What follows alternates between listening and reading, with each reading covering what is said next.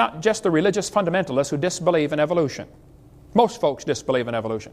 Evolution is not a light which illuminates all facts. There is no evidence for the magnetic reversals at the ocean floor. The Constitution does not discuss separation of church and state. Does not discuss that. The Supreme Court did not ban creation. Let's give a little bit of the history of what really happened.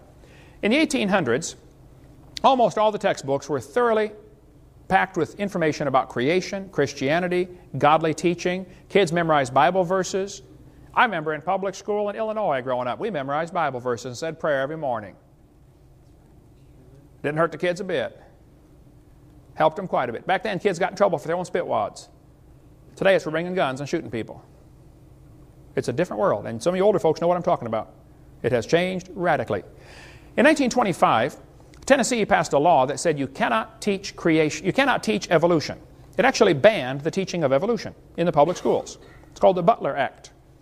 The ACLU, which is the American Communist Lawyers Union, decided they wanted to test this law. So they ran an ad in the paper, said, we're looking for a teacher willing to claim that he taught evolution so we can have a trial to try to get this law overthrown. A guy named John T. Scopes volunteered. He said, I don't know if I taught evolution or not, but I did sub for a biology class one day, and I think all we had was a study hall, but if you want me to go testify that I taught evolution, I'll do it. So John Scopes went on the trial, lasted 10 days in the hot July, Tennessee summer. After 10 days, John Scopes was found guilty of breaking the law. The law said, you can't teach evolution. He claimed he did, so he's found guilty. He admitted he did. He was fined $100. Case was over. Later, the fine was overturned on a technicality, but the judgment was not overturned. The evolutionists lost the Scopes monkey trial. If you want to read the entire story about what really happened, you can see it right here in this book, The Scopes Monkey Trial, the world's most famous court trial. And by the way, if there's a movie circulating around your school called Inherit the Wind, you better be real careful about that. That's a dangerous movie. That does everything they can. It twists everything about the trial to make the Christians look dumb. You want to read word for word every word that was spoken there? Here it is right here, the court transcript verbatim. You can get it from Bryan College in Dayton, Tennessee. The Dayton courthouse is still there with a big museum where you can go out through and see where it actually happened. If you go north of Chattanooga about, 70 or 80 miles, you can get to Dayton, Tennessee. Been through there a bunch of times. There's a good a good book expose about the Inherit the Wind movie that circulates around. And just about every year, this is shown in public schools here in Pensacola, where they try to teach the kids the Christians were dumb and they lost the trial. They changed all sorts of things about that. And you ought to be up in arms over that being shown to your kids. You can sign a statement saying, I don't want my child shown the movie Inherit the Wind. Have it notarized and take it into the school. They won't show your kid. You say it's against my religious convictions to lie to my kids, and that movie's a lie. Okay? But I guarantee it'll be shown this year and next year and the next year. I saw it about 4 times growing up before I realized what a lie it was. You want to get the material from Bryan College, there's their phone number, or from George Serrell, who has an excellent article about the Inherit the Wind, what really happened in the book, The Real Trial, compared to the Inherit the Wind movie, which is just baloney. Or you might want to get the book Ride to Glory. You can get it through our ministry. I don't read novels much, but this one is incredible. This guy said, what if the Scopes trial was redone now, in the 21st century, at a modern university? Whew. Brother, I couldn't put it down. I mean, I read a lot of books, but this one, I never should have started it, man. I couldn't. I didn't sleep for 4 days trying to finish that. It wasn't quite that bad. But in 1968, the last law banning evolution was overturned. Now keep in mind, there were many laws against teaching evolution until 1968. There's never been a law against teaching creation. The laws banned evolution. In 1980, the state of Arkansas passed a law and said, we want balanced treatment. If the teacher teaches evolution, they must also teach creation. Give it balanced treatment. The court in Arkansas, 8th Circuit Court, I believe, struck that down and said, nope, this law is unconstitutional. They didn't say you couldn't teach creation. They just said you can't demand equal time. And the atheists started going around saying, see, you can't teach creation. That's not what the law said. It's not what the court said. They never said you can't teach creation. They just said you can't require that the teachers teach creation. If we passed a law in Florida that said the teachers are required to breathe, I bet that law would be struck down. Because, I mean, you probably ought to breathe, but they can't require that you breathe. Right? And that's what happened with the Arkansas law. Then Louisiana passed a law requiring teachers to teach creation if they taught evolution. Again, balanced treatment. Supreme Court struck this one. It went all the way to Supreme Court. Supreme Court struck it down. After the 1987 ruling by the Supreme Court, Stephen Jay Gould, who hated creationists and had a set of my tapes on his shelf. I went up and visited his office. His secretary was there. She said, "Yeah, he's got your tapes right here, Mr. Hovind." I never did get to meet him. He died a few years ago. He knows better now. He's no longer an evolutionist. But Stephen Gould said after the verdict, he said, "No statute exists in any state to bar instruction in creation science. It could be taught before and it can be taught now." They never said you can't teach creation. The court said you can't require it. That's all. And don't let anybody tell you different. That's what the law, that's where it stands right now. Michael Zimmerman said, and he's an evolutionist, he said the Supreme Court ruling did not in any way outlaw the teaching of creation science in public schools. Quite simply, it ruled that in the form taken by the Louisiana law, it's unconstitutional to demand equal time for this subject. Creation science can still be brought into science classrooms if and when teachers and administrators feel it is appropriate. Numerous surveys have shown that teachers and administrators favor just this route. And in fact, creation science is being taught in science courses throughout the country.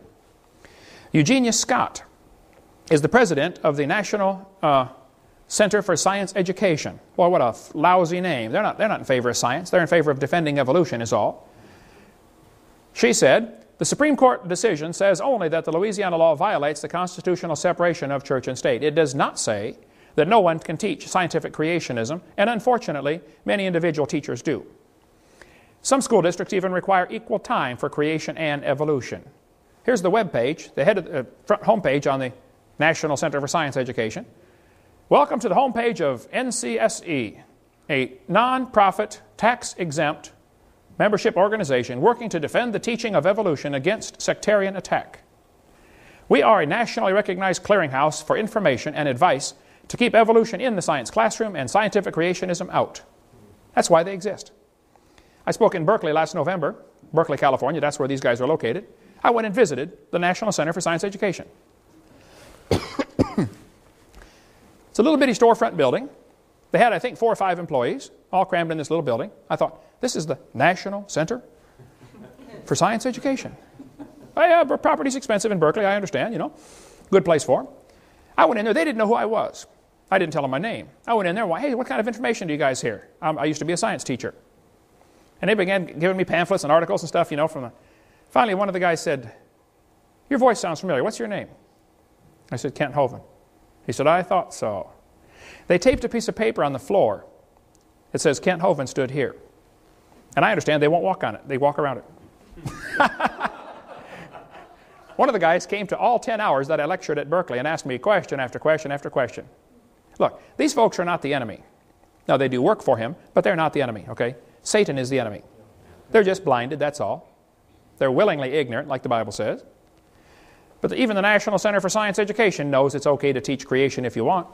William Provine said, teachers and school boards in public schools are already free under the Constitution of the United States to teach about supernatural origins if they wish in their science classes. Laws can be passed in most countries of the world requiring discussion of supernatural origins in science classes and still satisfy national legal requirements.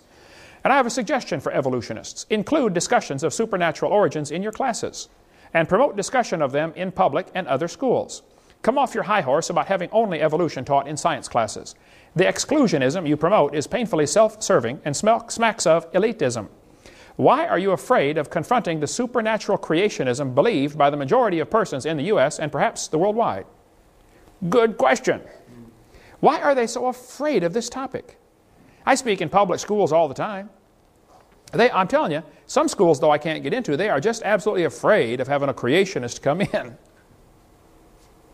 There's no reason to fear. The fact is, most folks don't believe in evolution anyway. The fact is, there's no law saying you can't teach creation. Just go ahead. You don't know. It is against the law for the public school teacher to use tax dollars to try to convert the kids to be a Buddhist or Catholic or Baptist or something else. That is against the law. But it's not against the law to discuss creation. Provine said, shouldn't students be encouraged to express their beliefs about origins in a class discussing origins? If you're discussing origins, then let's discuss origins. But see, in the mind of the evolutionist, your answer must be naturalistic.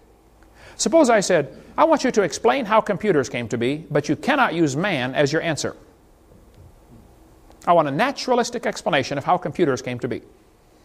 Well, you're dead in the water right up front because of the definitions I gave.